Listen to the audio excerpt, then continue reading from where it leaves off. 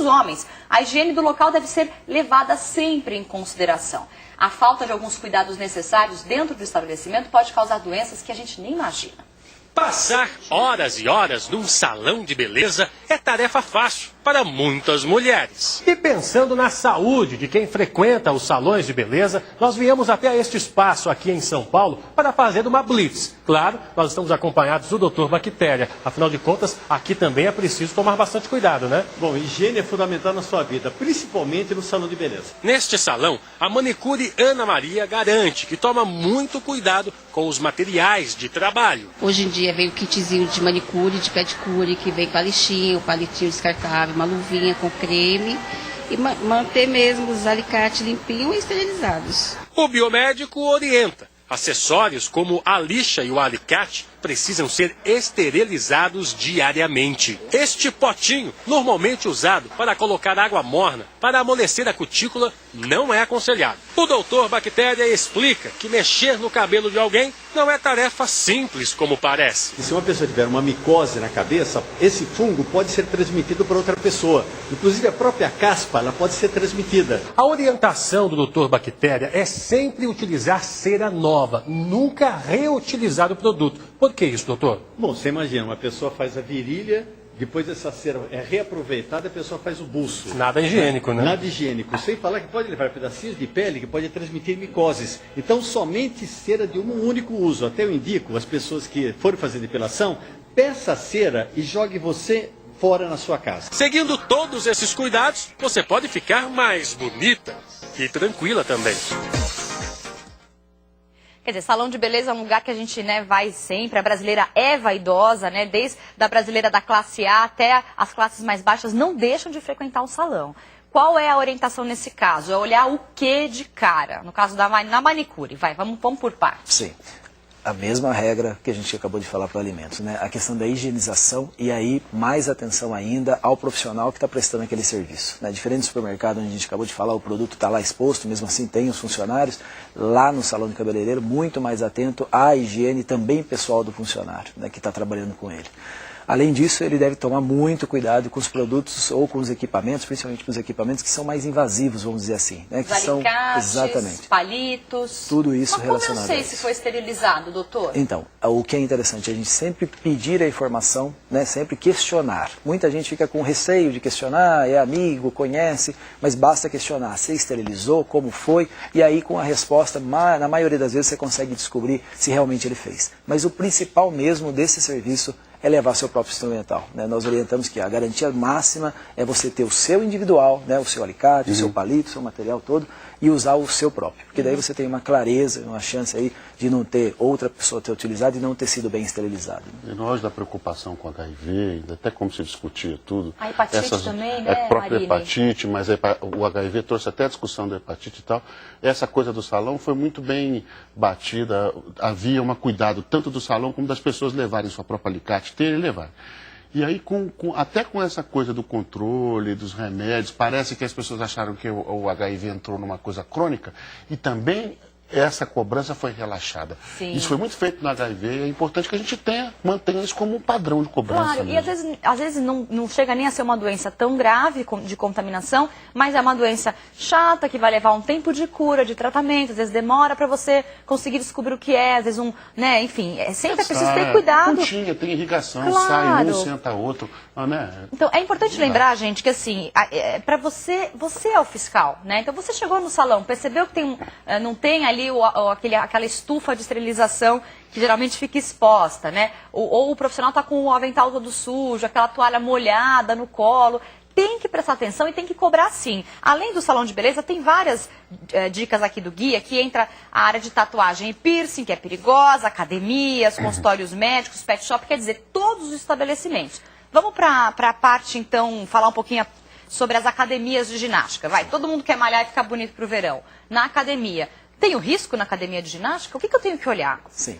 Mesma coisa em relação à higienização sempre, né? E aí a gente tem um contato maior, próximo da pele, geralmente vestido, claro, mas algumas partes expostas, onde você pode ter contato com o próprio banco, né? Ou instrumental, o equipamento que está utilizando. A maioria das academias, ou a tendência é cada vez mais usar isso, disponibilizar para o cidadão, né? Que está lá, ou até ter os funcionários específicos para isso, para fazer a higienização do equipamento, né? Então você higieniza o equipamento com produtos bastante tranquilos e rápidos de higienizar, ao usar aquele local, aquele equipamento. Isso ajuda bastante. Uma situação muito séria em academias, né, que a gente tem visto cada vez menos, ainda bem, é a questão de venda de outros produtos, né, produtos anabolizantes e outros produtos que seriam mais sérios para essa questão específica de médicos, né? Exatamente, risco, né, para a saúde. Um risco bastante grande. E que geralmente, nesse caso, por não ser um serviço de venda específica de medicamentos, acaba tendo produtos clandestinos, produtos, infelizmente, em alguns casos a gente vê na mídia, no dia a dia, em relação a usos veterinários, usando em humano, então são coisas bastante complicadas. Né? E em relação às consultas médicas, né? Às vezes a gente vai num consultório, num clínico, tá gripado, ou você vai num odonto, né? Trabalhar um pouquinho ali, ver se tem alguma coisa na boca, fazer uma limpeza. Qual que é o procedimento? O médico precisa estar de avental necessariamente?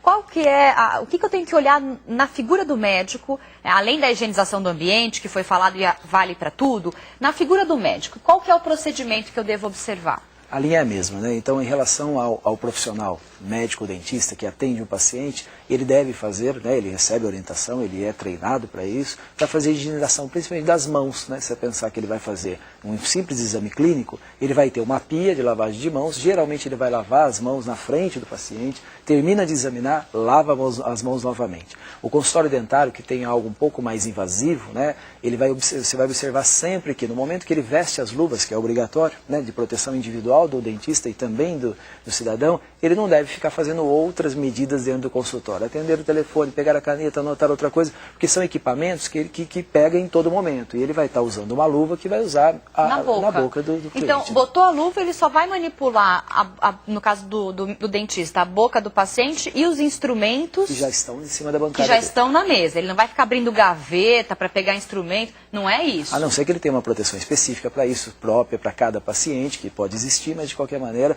não ficar andando com tocou o telefone, eu tiro a luva, começa tudo de novo, né? Exatamente. Quer dizer, faz processo de higienização completo. Completo. E olha, nessa linha ainda dos serviços, escolher a creche para deixar os filhos é uma decisão difícil. Saiba agora quais são os principais cuidados antes de decidir aonde colocar os seus pequenos.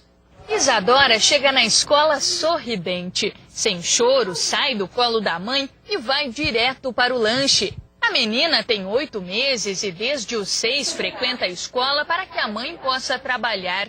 Mas definir um espaço que Fanny considerasse adequado para a filha não foi tarefa fácil. Eu visitei 4 escolas e onde eu vi que a diretora estava sempre presente, que foi aqui.